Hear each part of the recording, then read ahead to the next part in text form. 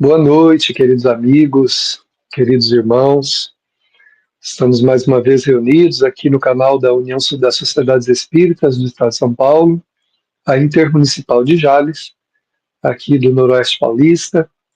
Estamos mais uma vez nesse momento feliz, né, de roda de conversa, em torno de o Evangelho segundo o Espiritismo, que tanto nos auxilia, não apenas no entendimento das questões morais, mas também com a atmosfera acolhedora, benévola que ele cria, enquanto estamos conversando, enquanto estamos sintonizados com espíritos que são especialistas nas necessidades humanas, nas necessidades emocionais, morais, almas muito queridas, que nós já tivemos oportunidade, pela sensibilidade, de divisar nas atividades que se estuda o Evangelho, a presença desses espíritos. Então é muito, muito bom para todos nós estarmos numa atmosfera do Evangelho, né? Quando a gente se reúne para o estudo, para conversar.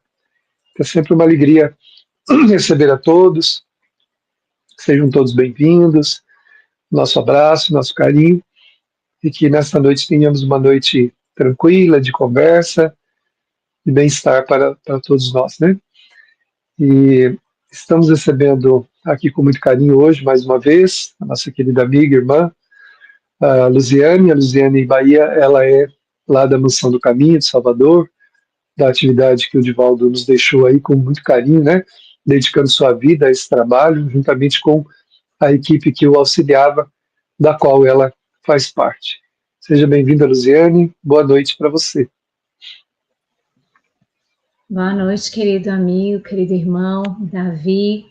Cumprimentamos também o Ife, que está aí com a gente nos bastidores, e todos vocês que estão aqui conosco. É um momento muito especial, é um instante que a gente destaca para reflexões e estudo em torno do Evangelho segundo o Espiritismo. Então vamos juntos, sentindo essa presença espiritual que já nos envolve, nos acolhe, para nos trazer elucidações, esses espíritos maravilhosos que nos conduzem nas reflexões especiais e aprofundadas em torno do Evangelho.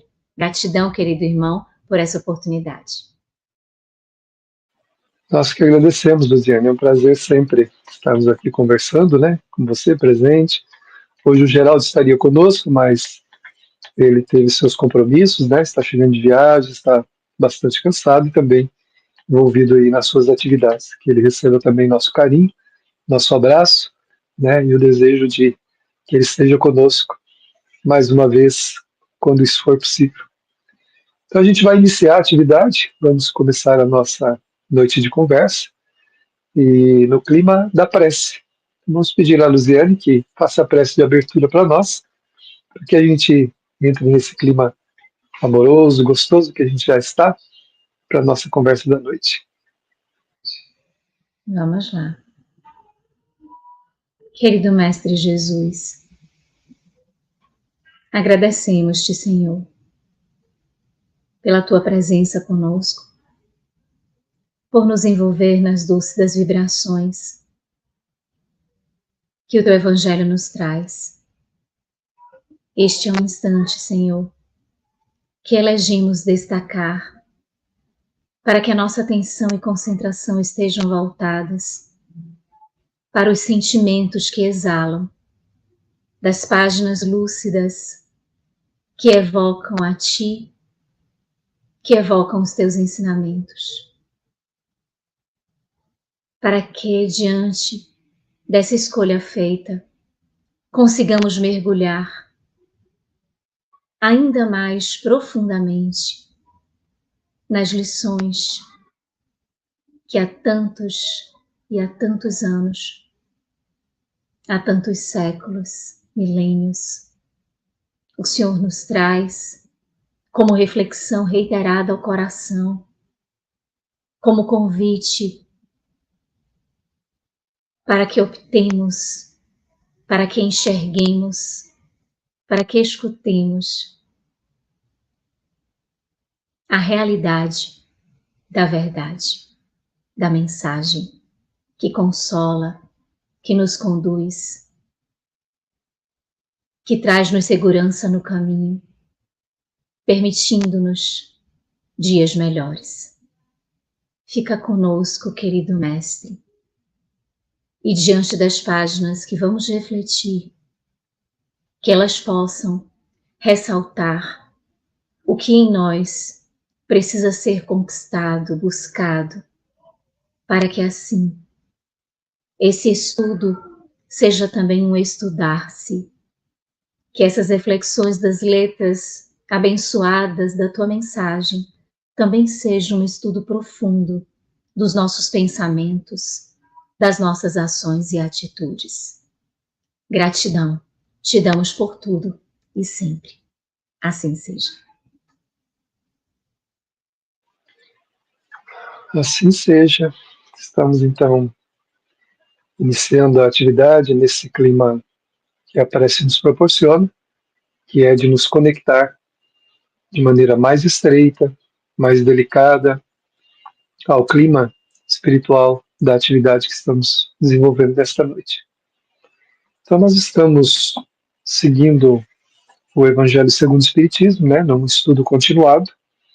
Estou aqui com essa edição, né, que é uma edição da FEB, de capa dura, e nós vamos seguindo aqui os capítulos. Nós estamos no capítulo 13. Não saiba a vossa mão esquerda o que dá a vossa mão direita. Esse convite de Jesus, né, para essa caridade humilde, né, sem necessidade de qualquer tipo de compensação. Então foi estudado os itens 1 e 2, né, de Mateus. Nós vamos entrar então no item 3, que é a explicação ou as explicações de Allan Kardec sobre esse assunto, né? Então nós vamos aqui iniciando a leitura, nossa conversa, e como a Luziane fez a prece, vou fazer a leitura do primeiro parágrafo, começamos os comentários, depois vamos trocando aqui, conversando, e os irmãos que desejarem podem enviar suas perguntas, seus comentários, se assim desejarem, para a gente colocar aqui e compartilharmos aqui nesse momento. Item 3, então, do capítulo 13, né, do Evangelho segundo o Espiritismo, que é intitulado Fazer o Bem Sem Ostentação. Em fazer o bem sem ostentação há grande mérito. Ainda mais meritório é ocultar a mão que dá.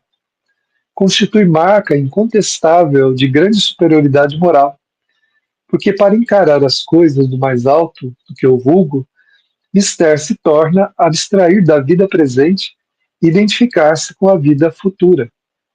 Numa palavra, colocar-se acima da humanidade, para renunciar à satisfação que advém do testemunho dos homens e esperar a aprovação de Deus. Aquele que prefere ao de Deus o sufrágio dos homens prova que mais fé deposita neste do que na divindade, e que mais valor dá à vida presente do que à vida futura. Se diz o contrário, procede como se não cresce no que diz. Então esse é um grande desafio, né, para quem dá, que é fazer o bem sem ostentação, né? Então ele está falando aqui da caridade material mesmo, né, daquelas coisas que a gente oferece para os outros e que muitas vezes, de alguma maneira, nós procuramos uma forma de sermos compensados por isso, ou recompensados, né, por essa forma de dar. Tanto que nós muitas vezes cobramos das pessoas coisas, favores, coisas que a gente faz, a gente acaba cobrando, né, de forma mais discreta ou até mesmo de forma mais ostensiva esse bem que a gente faz. Mas ele fala aqui que a gente tem que aprender a aguardar a aprovação de Deus, né, e não dos homens, ou seja, a gente precisa treinar esse desprendimento. Para isso, a gente precisa desenvolver aquele conceito de caridade que está lá no Livro dos Espíritos, quando Kardec faz a pergunta aos Espíritos venerandos, né, como entendia Jesus a caridade. Então, o primeiro item lá é benevolência para com todos, né? Então, tornarmos-nos benevolentes, temos o desejo de ver as pessoas bem, de serem amparadas, de estarem beneficiadas por alguma coisa que a gente pode fazer por elas. E guardar no coração a satisfação de ter feito, que é o que não há outra paga melhor, sentir esse prazer de servir, de fazer, de oferecer, de dar, né, que nós precisamos desenvolver, que faz muito pouco tempo que a gente começou a fazer isso nesse sentido. A gente vem das religiões, né, do passado, com essa coisa de trocar mesmo, até trocar com Deus, né? A gente dava, mas esperando, né? Então, as ofertas, os sacrifícios até que eram feitos, todos tinham como resultado uma compensação que deveria vir da divindade para nós. Então, nós estamos inconscientemente viciados nesse mecanismo, né, de compensatório, dessa necessidade de receber algo por aquilo que a gente faz. Então, precisamos começar a treinar, né, a treinar esse desprendimento, que é realmente dar sem aguardar nenhum tipo de recompensa, né? Compreendendo que o benefício que hoje nós fazemos nos educa para o futuro, né? Vai nos educando para que nós possamos irmos resolvendo as problemáticas que nós trazemos, né, de espíritos imperfeitos, e nos melhorando para o futuro, para que nós tenhamos um futuro melhor, justamente por nos modificarmos, né, por nos transformarmos em uma outra pessoa. A alma caridosa, naturalmente, ela vai se transformando numa outra pessoa. Com o tempo, ela deixa de ter aqueles vínculos tão estreitos com a matéria, com o que a matéria pode dar, com a necessidade de receber, e vai desprendendo-se para realmente viver de uma forma mais livre, né, sabendo que a melhor recompensa é aquela que chama-se paz de consciência, né, que a gente, então, de ter feito tudo o que a gente podia para que o outro se sentisse melhor. Aí eu passo os comentários para a Luziane também, para que ela converse conosco também sobre esse ponto. Achei muito interessante as suas palavras, Davi, porque já vai nos colocando nessa percepção. À medida que você ia falando, a gente percebe que esse capítulo vai nos conduzindo à reflexão de como realizar a caridade, de como nós fazermos a caridade, de nos lançarmos e predispormos à realização dessa prática que é o cultivo do amor nos nossos corações. E nesse primeiro parágrafo do item 3, a gente identifica em fazer o bem sem ostentação há grande mérito. E eu me recordei muito da questão 893 do Livro dos Espíritos, em que Allan Kardec pergunta aos espíritos qual a mais meritória das virtudes. E os espíritos apresentam que toda virtude tem o seu mérito, porque para ser virtude ou para alcançar-se essa virtude, naturalmente há um processo de esforço, de retirada de uma condição anterior para amealhar-se uma condição posterior, uma condição que é oriunda desse esforço, que é uma consequência desse esforço. E eles colocam que todo esforço que a gente faz, portanto, vai ter o seu mérito. Mas eles descrevem, no finalzinho, que a mais meritória das virtudes é a mais desinteressada caridade. E aí entra exatamente nesse ponto do desinteresse. Quando a gente vai na questão 895, em que Allan Kardec vai questionar qual que seria, então, aquilo que faz com que nós nos percamos, aquilo que faz com que nós desviemos do nosso caminho, e a resposta é o interesse pessoal, exatamente o oposto. Por quê? Porque o que a gente deve buscar é o desinteresse, e o que a gente usualmente acaba comportando-se é no interesse pessoal. Então, como Kardec já destaca que essa questão de mais meritório é ocultar a mão que dá, é para que a gente faça o máximo desse desprendimento, seja ele material, seja ele espiritual ou moral, qualquer que seja esse desprendimento que a gente faça em nome da caridade, que seja algo oculto, que não seja algo com um desvelar dos nossos interesses ou para satisfazer os nossos interesses. E é por isso que o benfeitor que Allan Kardec vem colocar aqui, mais adiante, essa questão de vida futura e vida presente. Porque se a gente quer a recompensa, e ele coloca aqui, é o mais vulgar, é o que se busca, é o que é mais corriqueiro, e Davi foi muito feliz, Davi, quando você colocou, ora, a gente está há pouco tempo aprendendo a exercitar esses aspectos do bem, esses aspectos do desprendimento, então a gente ainda está aprendendo isso. Então é muito do vulgar, do comum, nós queremos algo em troca. E esse algo em troca é justamente olhar as coisas sob o prisma do imediatismo. E a nossa sociedade hoje, ela está muito cultivando esse imediatismo. Quando a gente fala das coisas mais imediatas, sacrifício, renúncia, testemunho, devotamento, abnegação, às vezes a gente não encontra tantos estímulos para buscar o cultivo desses fatores que são mais imediatos. Mas as coisas que são imediatas, para o aqui e para o agora, a gente encontra essa voracidade, essa busca ansiosa por esses aspectos no presente. E aí Kardec adverte, ora, se eu estou buscando o presente, é porque eu não tenho a percepção profunda do futuro. Eu não tenho esse olhar ainda para o futuro.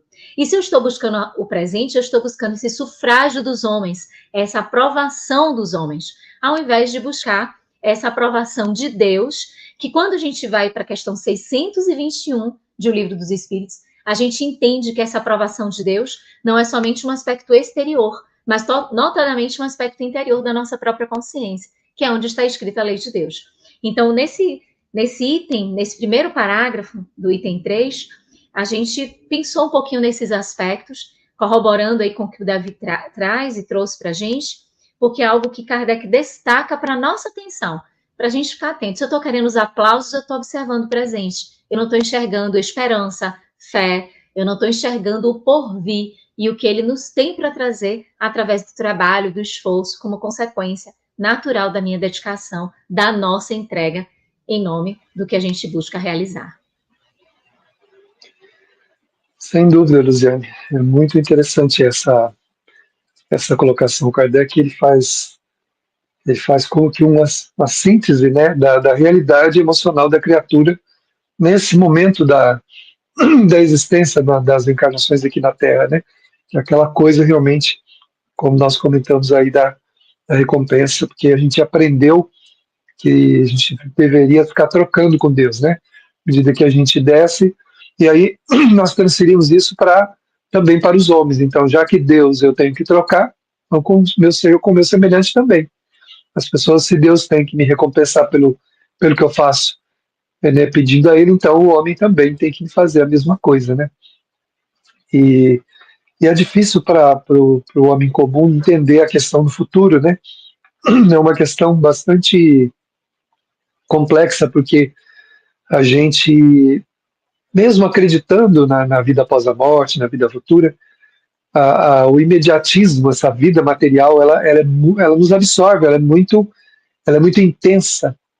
E quando a gente nem percebe, está sendo absorvido por ela e buscando esses dias mesmo, conversando com uma amiga, eu senti uma tristeza muito grande dela, nesse sentido de fazer e não receber, de se sentir inadequada, fora do âmbito assim, de que ela possa ser considerada como alguém querida por alguém, por um grupo, né? Justamente por isso, porque essa necessidade, esse olhar para fora, que a Joana disse que a gente não pode ter, nós precisamos ter um olhar para dentro, né, para a nossa autovalorização, nosso auto-amor, nosso auto-respeito. E quando a gente se imune desses valores, naturalmente, a nossa relação com o semelhante fica mais suave, mais leve, porque a gente não depende, não precisa e não busca em coisa nenhuma nenhum tipo de compensação. Na relação humana tem muito dessa coisa da compensação, né?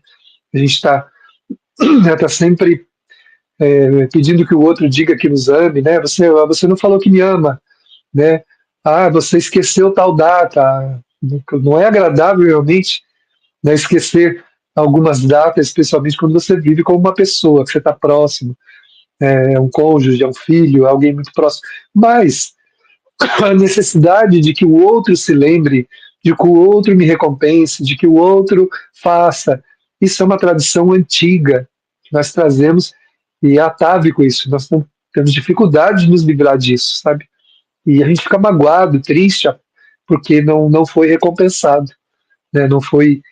E eu me recordo de uma pessoa que disse uma vez: eu me dediquei 25 anos a uma pessoa e essa pessoa foi embora. Perdi 25 anos da minha vida. Aí a espiritualidade, né, ali conosco disse assim: mas você amou? Sim, sim. Você se dedicou com um sentimento? Sim. Então não perdeu nada. Porque o amor não é uma caderneta de poupança, um título de capitalização que você aplica esperando rendimentos, né? Aguardando lá depois um juro, alguma compensação por aquela aplicação. O sentimento não é isso. Então, se você amou, ganhou. Quem perdeu foi quem não amou. Então, o outro perdeu, você ganhou. Você amadureceu, você cresceu e você tem os méritos do bem que fez, né? Do amor que deu, enquanto que cresceu, se inebriou desse amor, enquanto que o outro não aproveitou. Então, ninguém perde nesse sentido, né? Mas nós estamos para ver como que a coisa é complexa, né? A gente está viciado nessa coisa da compensação, né? E a gente, na caridade, faz isso do mesmo jeito. A gente precisa, né, que o outro se debruce aos nossos pés, né? De forma ostensiva ou não, mas a gente está ali sempre. Eu já vi gente falar assim: cansei de participar dessa atividade de caridade, cansei. Como que a gente pode cansar do bem? Se a gente se doa plenamente, quanto mais faz, mais quer fazer. Uma pessoa que estava habituada a levar a casa uma cesta básica para entregar, uns anos atrás, né, entregar para as famílias, e essa pessoa estava numa temporada vivendo aqui na nossa cidade, e ela entregava essa cesta básica. Um dia ela chegou e falou assim: eu poderia ir junto para fazer a visita da entrega das cestas com as famílias carentes? Ela disse: sim, claro, você pode ir. E aí ela foi e nunca mais deixou de ir. Todos os meses naquela data ela estava lá para fazer a entrega, e ela disse que a partir daquele momento algo mudou dentro dela, alguma coisa tomou conta do seu coração, da sua alma, fazendo com que ela passasse a pensar em coisas que ela não pensava antes. Será que essas pessoas, além disso, não precisam de mais alguma coisa? Será que eles não precisam de um cobertor? Será que eles não precisam conversar? Então ele diz que há uma série de ideias começaram a surgir na sua cabeça e nos seus sentimentos, né, convidando-o a não se desconectar desse sentido amplo da caridade, né? E aí então o bem faz bem, o bem tem que nos fazer bem. Se não faz bem, então realmente não existe aí o sentimento ainda, né? Nós estamos ainda na forma mais exterior dele, né? Mas vamos lá, então vamos caminhando aqui com a nossa atividade. Eu gostaria de deixar uma perguntinha aqui, se alguém depois quiser responder, né, para a gente. Você já se sentiu chateado porque alguém não te atendeu no momento em que você achava que a pessoa deveria ter te atendido, depois de ter feito algo por ela? Então fica aí a perguntinha, né? Se você quiser colocar para a gente, né, como você reagiu, como é que aprendeu com isso, né, vai ser muito bom. Então eu vou pedir para a Luziane, então, ler o segundo parágrafo e já também começar os seus comentários, a gente vai aqui seguindo. Tá certo. Só trazendo um pouquinho do que você estava comentando, Davi, acerca do cansaço no bem, a benfeitora Joana de Ângeles tem um livro intitulado Sendas Luminosas, da psicografia do nosso tio Divaldo, da editora Leal. No capítulo 17 desse livro, ela traz o título Cansaço no Bem. E no livro Vidas Vazias, ela traz um título chamado Fadiga do Bem. E todos os dois títulos são curiosos e trazem para a gente uma reflexão se o bem cansaria. E ela já responde, logo nos primeiros parágrafos, dizendo que quando o bem cansa, é porque nós não estamos verdadeiros naquela prática. Porque só se torna cansativo o bem quando nós estamos buscando projeção ou quando estamos buscando interesses pessoais. E aí, como criamos máscaras ou aspectos para a manutenção de uma imagem que é para satisfazer algo pessoal, aquilo realmente cansa. Porque a mentira cansa, a ilusão cansa, a enganação cansa. Então, manter um status, uma condição superficial, exterior, vai cansar, porque aquela prática não é interna, não é profunda, não é verdadeira. Então, ela destaca esse ponto para que a gente fique atento de que quando esse cansaço ele vem, é porque nós não estamos inteiros, nós não estamos colocando verdade, assim, profundidade naquilo que estamos fazendo. E ela pede para que a gente observe esse interesse pessoal, porque é ele que faz com que maculemos essa nossa prática do bem. E aí, no segundo parágrafo, Kardec continua: quantos há que só dão na esperança de que o que recebe irá bradar por toda a parte o benefício recebido? Quantos os que de público dão grandes somas e que, entretanto, as ocultas não dariam uma só moeda? Foi por isso que Jesus declarou: os que fazem o bem ostentosamente já receberam sua recompensa. Com efeito, aquele que procura sua própria glorificação na terra, pelo bem que pratica, já se pagou a si mesmo. Deus nada mais lhe deve, só lhe resta receber a punição do seu orgulho. Esse trechinho lembrou-me uma reflexão que Francisco de Assis nos traz acerca das nossas percepções mais íntimas. Um trechinho da vida dele relata que Francisco estava no Monte Alverme e ele foi surpreendido por Frei Leão, que o observou de joelhos, olhando para o alto e perguntando: quem sois vós? E perguntava ao mesmo tempo: quem sou eu? Então Francisco olhava para o alto como se estivesse conversando com Deus, perguntando: quem sois vós? E ao mesmo tempo perguntava a si mesmo: quem sou eu? E surpreendido pelo Frei Leão e querendo compartilhar daquela reflexão no momento posterior, ele pergunta: Frei Leão, sabe por que eu estava perguntando quem eu sou? E aí Frei Leão quis saber. E ele disse: olha, quando eu perguntava quem sois vós, eu recebia como resposta todo o absoluto, todo o preenchimento, porque é Deus. E Deus me envolve como um todo. E Deus está em tudo, Deus está presente em tudo. Mas quando eu perguntava quem sou eu recebia uma sensação de um afastamento daquele todo. É como se a resposta que eu concedo a esse quem sou eu me afasta de Deus. Então ele diz: Frei Leão, para nós sabermos quem nós somos, ou as nossas fragilidades, ou aquilo que é o processo dessa autodescoberta, nós não temos de perguntar apenas quem eu sou. Nós temos de perguntar também quem eu não sou. Porque quando eu pergunto quem eu sou, vêm as respostas prontas daquilo que me preenche, daquilo que me satisfaz, daquilo que é um pouco dessa ostentação que Kardec está nos conduzindo aqui na reflexão aos ensinamentos de Jesus.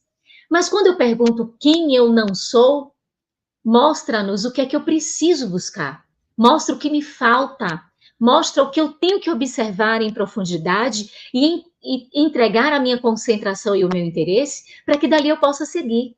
E isso é muito real, porque nós, quando pensamos na ostentação, nós estamos pensando numa parcela tão pequena, é tão pequeno, porque se há alguma conquista, se efetivamente nós estamos doando alguma coisa, essa é uma parcela ainda muito incipiente nossa. Ainda não é habitual, ainda não é natural, ainda não é uma coisa desprendida.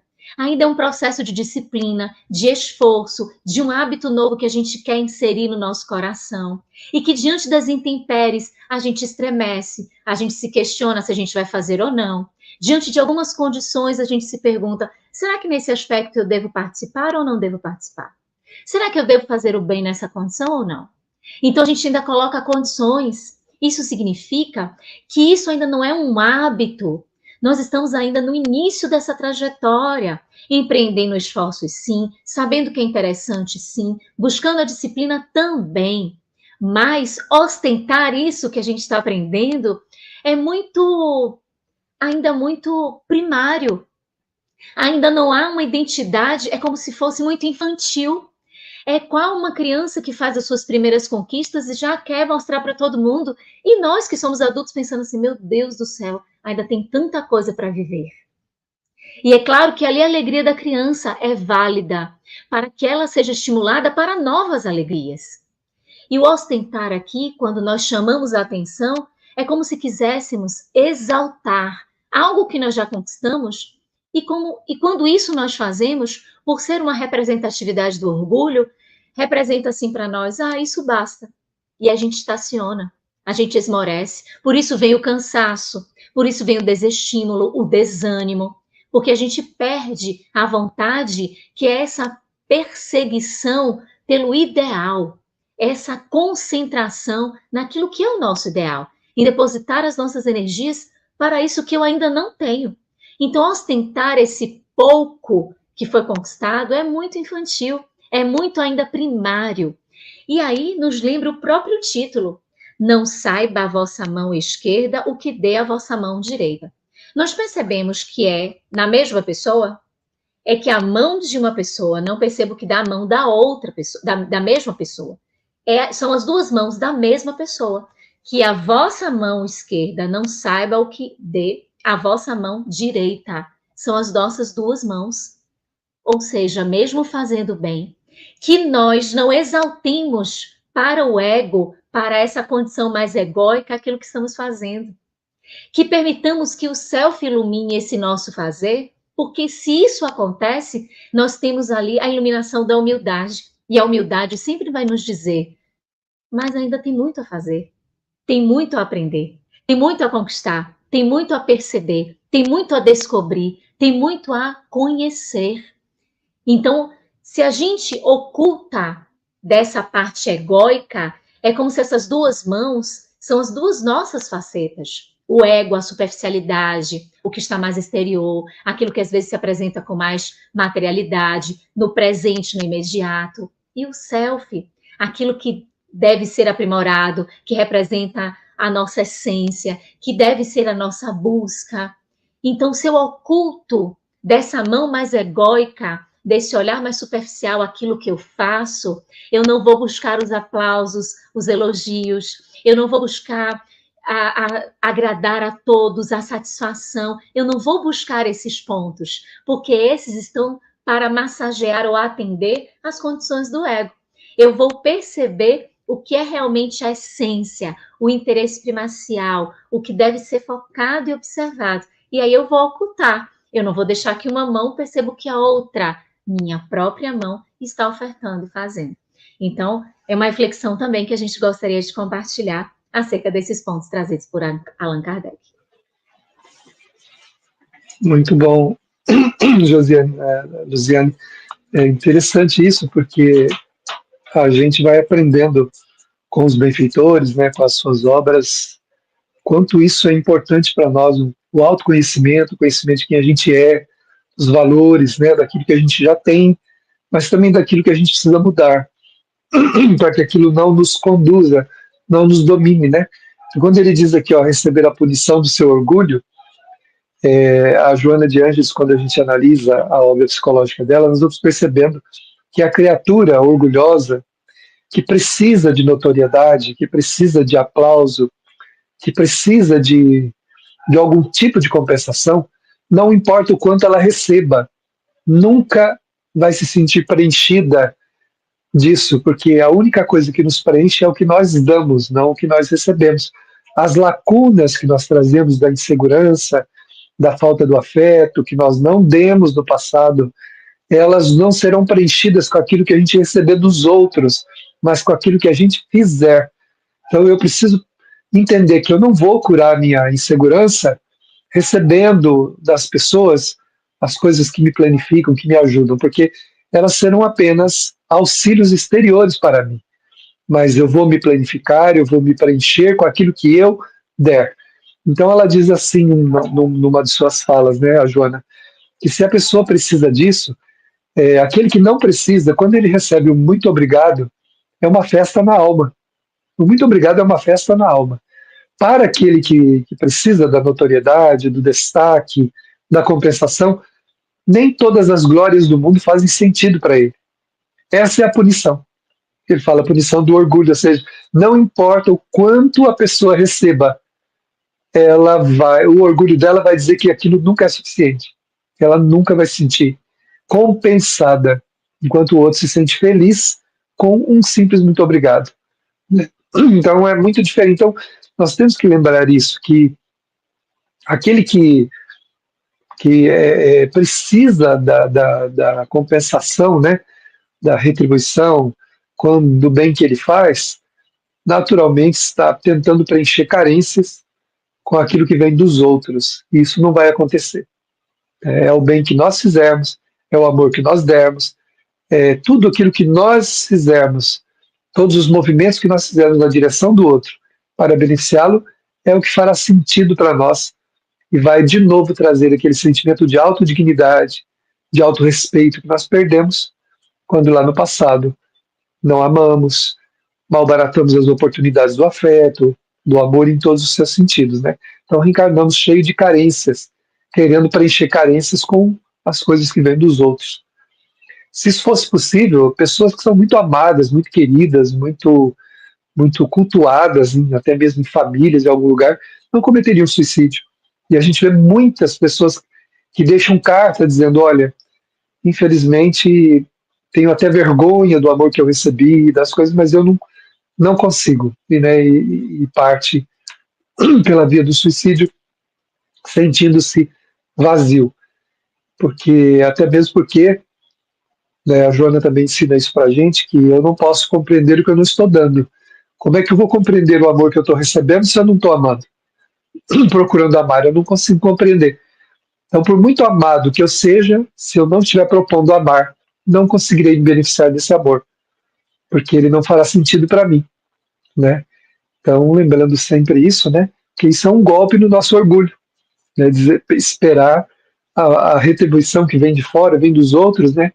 É receber esse golpe no orgulho, porque nunca vai ser suficiente, nunca vai dar, nunca vai estar bom, né? Nunca vai sentir, vai fazer qualquer sentido para nós, né? Será que tem alguma participação, Ike? Se tiver aí, nós gostaríamos que você colocasse para nós. Luziane? José Geraldo colocou assim: fiquei chateado, silenciei, digerindo o melindre com o evangelho e o trabalho no bem. A pergunta foi se a gente já passou por alguma situação em que a gente fez bem para alguém e esperou, né, que a pessoa nos fizesse de alguma forma. Aqui, ó, você já se sentiu chateado porque alguém não te atendeu no momento em que você queria depois ter feito algo por ela? E aí vem a resposta que o José Geraldo colocou, que ele ficou sim, já aconteceu isso, ele ficou chateado, silenciou, mas digeriu o melindre com o evangelho e um trabalho no bem. Muito bem, muito boas dicas do evangelho e do trabalho no bem. A Márcia disse assim, já infelizmente me senti mal com aquele momento. Depois fui pedindo a Jesus que tirasse aquele sentimento, porque o que damos ou fazemos não é elemento de barganha. Hoje eu entendi. É assim mesmo, né? A gente vai entendendo, vai mudando o pensamento e vai se adequando aos princípios do Evangelho, né?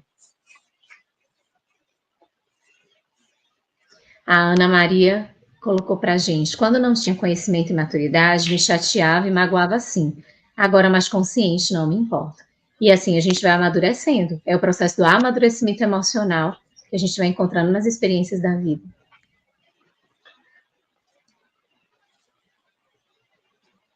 Muito bom. Então, agradecemos aí as participações. É bom que a gente vai podendo refletir, né, e se olhar, né? Esse olhar é muito importante. Admitir para a gente mesmo as coisas, né? E quando a gente não admite, a gente não muda. Enquanto não aceitar que a gente tem uma limitação, a gente não vai conseguir melhorar. Bom, a Luziane leu o parágrafo, vou ler o outro parágrafo e a gente vai caminhando aqui então, né? Não saber a mão esquerda o que dá à direita é uma imagem que caracteriza admiravelmente a beneficência modesta. Mas se há modéstia real, há também a falsa modéstia, o simulacro da modéstia. Há pessoas que ocultam a mão que dá, tendo, porém, o cuidado de deixar aparecer um pedacinho, olhando em volta para verificar se alguém não terá visto ocultá-la. Indigna paródia das máximas do Cristo. Se os benfeitores orgulhosos são depreciados entre os homens, que não será perante Deus? Também esses já receberam na terra sua recompensa. Foram vistos, estão satisfeitos por terem vistos. É tudo o que terão. O pior é que nós comentamos, né, no item anterior, não estão satisfeitos, ou seja, não fica satisfeita, a pessoa não fica bem, ela cada vez precisa mais e mais, né, e quando faz, precisa realmente de algum tipo de exaltação, né, nunca está bem, nunca tá feliz. Esses são chamados de benfeitores orgulhosos, né, aquelas pessoas que fazem alarde do que dão, né. É, eu vou contar porque já passou muitos anos, então, há muitos anos atrás, né, nós não, no Maria Dolores, a gente não aceita propaganda a, de quem quer que seja para caridade. A pessoa precisa fazer a caridade anônima. Se quiser é assim, se não quiser, então não precisa nos ajudar. Todo auxílio que é prestado à casa tem que ser anônimo. E aí estava num momento de festa, né, de fim de ano, A pessoa doou 400 ou 500, se eu não me engano, panetones pequenos, e havia uma propaganda lá envolvendo os panetones, né? Eu não me lembro se era uma propaganda política, se era uma outra coisa, mas havia lá, e nós tínhamos combinado que não seria assim. Então, o que, que nós tivemos que fazer? Passamos o dia tirando todos aquelas embalagens, tirando de dentro um por uma das propagandas, fechando. Por quê? Porque nós não temos o direito de constranger quem recebe com a nossa miséria, né, com a nossa migalha, que na verdade é uma migalha que a gente oferece, esperando algum tipo de exaltação que vem do outro. Nós não temos o direito de fazer isso. Né? Não, então, aquele que recebe precisa receber com dignidade, com respeito, e não com a nossa gana de ser exaltado, de ser bajulado, de ser qualquer coisa que seja. Tudo que nós damos precisa ser no profundo anonimato. Só é a gente e a pessoa, quando é necessário ir de encontro. Quando não é necessário ir de encontro, a gente vai deixar em algum lugar que ninguém saiba que fomos nós que deixamos. Não há problema algum nisso, né? Porque isso não é bom. E há pessoas que querem tirar fotografias com as pessoas que dão. Chega lá, dá alguma coisa, tira e coloca na internet, nas redes sociais, aquelas fotografias com a pessoa, né, expondo ali aquele rostinho sofrido, que não tem outra alternativa senão fazer isso, porque precisa daquele alimento. Então se submete, né, naquela. É uma terrível humilhação. Eu considero isso uma terrível humilhação que a gente faz com quem a gente está dando, né? Então, jamais, jamais. Jesus não faria isso, né? Jamais, quando ele teve que fazer alguma coisa na multidão, era porque aquilo precisava ficar como uma lição, como um aprendizado, como algo que as pessoas, né, precisavam aprender. Mas geralmente era ele e a pessoa, né? Então, nós precisamos aprender isso, que o cristão ele tem essa visão desprendida, né? Se nós não somos desprendidos, então, realmente ainda não compreendemos o que é oferecer, né? Uma vez, Dona Benedita Fernandes, um espírito da nossa região, ela contando-me uma história de Maria Dolores, porque a benfeitora não fala de si mesma, e ela contando uma história disse que numa madrugada Maria Dolores acordou assim e chamou algumas amigas e juntou algumas coisas, colocou numa espécie de bolsa, aí saíram e foram ter num bairro próximo ali, mas ali ainda em Salvador, mas um bairro pobre, né, muita necessidade. E ela foi embrenhando por aquelas ruas e as duas amigas disseram assim para ela: "Mas senhora, onde nós vamos?" E ela não respondia nada. De repente, ela parou diante de uma casa, tinha uma luzinha acesa, e ela então bateu palmas. Saiu um senhor que já a conhecia e disse: "Graças a Deus você veio. Eu pedi ao Senhor que enviasse um socorro. O meu filho está ardendo em febre e eu não tenho como comprar um remédio, como levá-lo a algum lugar."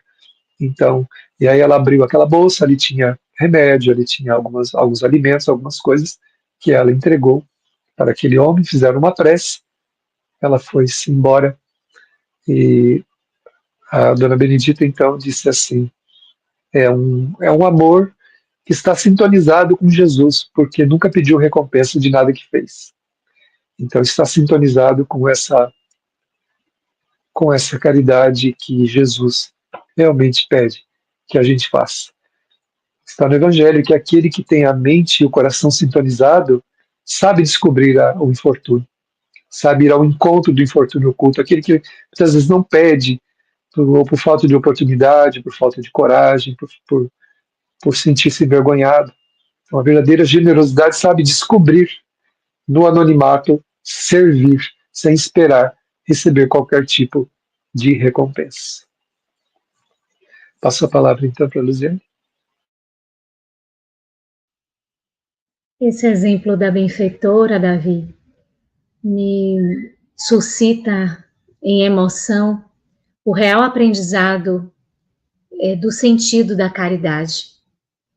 Quando a gente vai ao encontro do outro para levar o que quer que seja, não é para ser ostentado, porque é um encontro entre irmãos. É um momento em que, naquele instante, talvez o outro esteja necessitado. Mas aquele que leva também tem as suas necessidades. E esse encontro entre irmãos robustece e fortalece, e cura, e faz bem, porque o bem não é só de uma via, não sai de uma fonte e vai ao encontro daquele que necessita. Aquele que necessita também desprende dele algo muito bom e retorna para aquele que fez. Ou aquele que fez, pelo fato de compartilhar, extrai de si algo que lhe faz bem. E perceber este bem que o bem faz não é muito diferente de esperar por ele. Esperar por ele é querer essa recompensa. É esse orgulho, esses benfeitores orgulhosos, que na própria alocução da palavra traz uma contradição, na própria expressão traz uma contradição. Mas não é esperar por, mas é entender que nesse mecanismo da criação, nós que estamos ligados uns aos outros, estamos nesse mecanismo de auxílio de fraternidade. E esse exemplo do anonimato da benfeitora, ela traz para a gente, a sua descrição, Davi, traz para a gente um chamado de atenção para o que a gente vive nos dias de hoje, porque tudo é muito midiático, tudo é muito imagem, tudo é muito visibilidade, tudo é muito destaque, as coisas são muito destacadas. As coisas que antigamente eram mais reservadas, hoje têm total publicidade. E as privacidades, elas estão cada vez mais reduzidas e reduzidas a aspectos do que a gente pode sustentar como privacidade. Porque o convite para esse compartilhamento é tão grande, essa evidência é tão grande, que faz com que a vida mais íntima esteja nos holofotes, estejam nas imagens, estejam nos vídeos e nas fotografias. Então, é uma sinalização para que a gente perceba que essa essência, ela não precisa ser compartilhada, porque nós não compartilhamos as nossas defecções. Quando nós chegamos na sociedade, a gente quer mostrar o melhor de nós. A gente não quer mostrar aquilo que nós não temos de bom. Nós queremos colocar a melhor das nossas aparências. Mas o bem pouco que a gente está aprendendo a fazer, a gente já quer ostentar. E a gente não consegue perceber que isso é uma armadilha do orgulho, que quanto mais a gente demonstra, mais a gente se perde. Quanto mais a gente demonstra, mais a vaidade advém. Quanto mais a gente exterioriza, mais irreal permanece e fica. Porque quando nós temos esses aplausos, essas ovações, essas situações que são materiais e exteriores, elas vão satisfazendo esses interesses superficiais e permanece em nós o vazio. E ao invés de termos conquistado um preenchimento que a fraternidade nos proporciona, que a solidariedade e a caridade são expoentes, nós vamos ficando com essas lacunas, sem sabermos. E aí pensamos como Saulo pensava, mas eu sempre soube pela paz, sempre busquei a correção, e o que é que me falta? Faltava olhar para além da lei, falta olhar para além do que eu preciso fazer e colocar sentimento no que eu necessito fazer. E colocar-se no que eu preciso fazer. Quando Jesus encontrou-se com o jovem rico e queria o jovem rico, o jovem disse, eu posso me desprender de tudo. Mas Jesus disse, eu quero você. É entregar-se, é estar por inteiro naquilo que se faz, naquilo que se realiza. E esse anonimato nos ensina a forjar no silêncio das nossas percepções os valores, porque assim eles se sedimentam numa verdade e vai ficando e vai sendo alicerce para embates, vai sendo alicerce para as adversidades da vida, vai sendo alicerce para os enfrentamentos que temos de ter. Se a gente se lembrar, é fora da caridade que não há salvação. É fora desses aprendizados aqui que não há salvação. Para que a gente busque perceber que essa verdade é o que a gente precisa encontrar, ao invés da gente estar e a gente buscar tanto esses cantos ilusórios, essas aparências, porque isso não nos satisfaz em profundidade. Vai ser qual o sedento diante de uma água salgada. Vai sorver toda a água do mar, se possível fosse, se tivéssemos condições disso, e não vai ser aplacada a sede, porque não estamos buscando dessedentar-nos na fonte viva, aquela que Jesus prometeu à mulher da Samaria, aquela fonte de uma água em abundância que traz a vida abundante, capaz de nos preencher em essência. Buscar o outro é buscar com respeito, entendendo que a dor do outro deve ser por nós respeitada. E se o outro não deseja compartilhar, não seremos nós que iremos compartilhar. É respeitar a dor, o infortúnio, a dificuldade. É respeitar a carência, porque nenhum de nós gostaria se a gente chamasse alguém para conversar e dissesse: eu estou em sofrimento e meu sofrimento é X. E daí a pouco está o mundo todo sabendo que o meu sofrimento é X. Nós não iríamos gostar. Por que vamos agir assim em relação ao outro?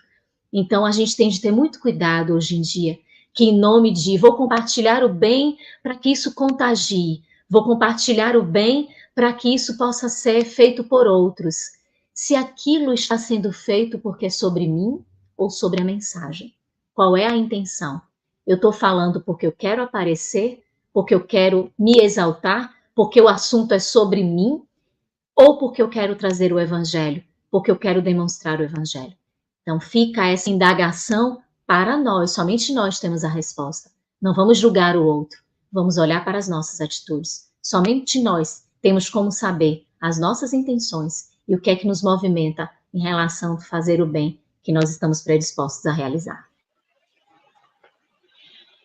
Muito bom, Luziane. É uma reflexão muito oportuna no momento em que nós estamos vivendo, né, nesses momentos sociais que nós estamos experimentando. Eu me recordo de Amélia Rodrigues no livro Essencial, se não me engano, no capítulo 3, Desafios da Fé, onde ela diz assim, Jesus falando aos seus discípulos, né, depois de que eles vinham discutindo lá quem seria o maior no reino dos céus, né, aí Jesus fala assim para eles, na narrativa de Amélia Rodrigues, que depois de termos recebido todas as glórias do mundo, todas as pagas, todas as honrarias, quando, no mundo espiritual, verificarmos aqueles que são verdadeiramente detentores da real glória, ficaremos humilhados. E sentiremos profundamente humilhados, porque veremos que a verdadeira glória não é o que a gente procura. A gente fica procurando exaltar a própria personalidade à custa, muitas vezes, da dor, da miséria do outro, e, na verdade, isso não nos acrescenta nada. Então, Jesus dizendo aos discípulos, quando vocês chegarem do outro lado, verificarem aqueles que são os detentores de verdadeira glória, depois de terem vocês recebidos no mundo, tudo aquilo que o mundo pode dar a vocês, se sentirão humilhados. Então, a gente precisa realmente compreender que os que detêm verdadeira glória, né, que é a glória de servir, esses não comentam, esses não falam, esses não se exaltam, são humildes, como há vários dentre os, né, o Divaldo, o Chico, a nossa querida irmã Dulce também, que se embrenhava, foi a única irmã de clausura, exclausurada para poder viver na rua, entre os necessitados, os pobres, os miseráveis. E eu gostaria de encerrar colocando uma experiência que eu tive no santuário lá também. Nós estávamos visitando o santuário dela, e estavam várias caravanas, várias pessoas, e chegamos naquele quartinho onde tem a cama dela, a cama não, a cadeira onde ela ficava dormindo, sentada, e eu estava ali olhando aquilo, entretido, quando de repente observei que no meio de todas aquelas pessoas que estavam ali, dezenas, algumas pessoas estavam acompanhadas por uma freira, uma irmã de caridade desencarnada da equipe da Irmã Dulce. E havia luzes em torno dessas pessoas, junto com essas freiras. E eu fiquei observando aquilo sem compreender, quando então Maria Dolores nos acudindo, nos dar reflexão, disse assim, meu filho, essas pessoas são aquelas que estão envolvidas com o verdadeiro bem. E elas estão recebendo dessas almas queridas um estímulo, uma força, um ânimo para não desistirem do trabalho que fazem em prol dos necessitados. Então eu saí de lá com uma lição muito assim, muito grande, né? Que é exatamente essa, de servir despretensiosamente e ser um real agente do bem, não alguém que faz, mas não faz, né? Como disse a Luziane, da Joana no livro que ela citou. A gente não está fazendo realmente com desinteresse com amor, está fazendo com algum vínculo compensatório ali, né? Então essa lição que eu tive ali foi muito bonita e a benfeitora disse isso, que as pessoas estavam sendo estimuladas, que são, dentre todos que estavam ali, verdadeiros agentes do bem, pessoas que estão trabalhando no bem desinteressadamente. E nós vamos então partindo para o nosso encerramento, não temos aqui a ideia de esgotar o assunto, né? Nem de correr, porque queremos refletir conforme for surgindo as inspirações, né? Para a gente poder trocar e compartilhar esses momentos que são muito, muito bons para nós. E eu gostaria de passar a palavra para a Luziane para as suas considerações finais, depois nós gostaríamos de fazer a prece, para que a gente fechasse então a nossa atividade desta noite, já deixando a nossa gratidão, nosso carinho por todos os que participaram conosco nesta noite, aqueles que vão ver depois o programa, né? O Ike que está aí também, e as suas duas lindezas, né? As filhinhas dele. Então, a nossa gratidão, nosso beijo no coração de todos, nosso muito obrigado também à Luziane. Nós gostaríamos de agradecer imensamente por essa oportunidade, a você, Davi, ao Ike, a Celinha também, a todos vocês que estiveram aqui com a gente. Foi uma noite de muito aprendizado ao meu coração, e essas palavras aqui refletidas, esses trechinhos do Evangelho, que a gente leve no coração para aquecer-nos, para que nós, quando estivermos nas nossas experiências diárias, a gente possa se recordar dessas palavras que estão no Evangelho, que são motivadoras, para o nosso autoaperfeiçoamento, para o nosso crescimento, e assim nós nos encorajarmos para mantermos-nos fiéis no comando, sob o comando de Jesus Cristo. Gratidão, queridos, por tudo. Muito bom. Nós vamos então orar para que a gente encerre a nossa atividade dentro aí desse clima amoroso. Então, permanecendo envolvidos pelas vibrações que nos acolhem nesse instante, vamos pensar em Jesus, o divino amigo de nossas vidas. E assim, Senhor, gostaríamos de te agradecer as benesses derramadas sobre as nossas vidas, o adjutório do teu amor que nos alcança, à conta de mendigo que somos, necessitados de tua compaixão, necessitados de tuas mãos generosas. Assim, como poderíamos, Senhor, encontrar outra satisfação, senão a de servir-te, através dos irmãos queridos que encontramos pelo caminho, que são rosas semeadas no jardim do teu amor, exalando um raro perfume que chega a Deus, inebriando a natureza e a vida em toda parte. Gostaríamos, Mestre, de podermos continuar oferecendo nossas mãos, nossa vida, para que ela tivesse realmente uma utilidade.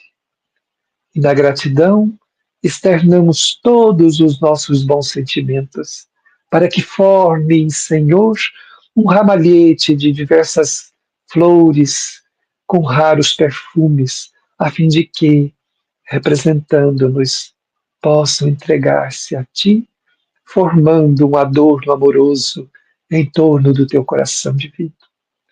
Muito obrigado, querido amigo. Esteja conosco, não apenas hoje, mas por toda a vida. Assim seja.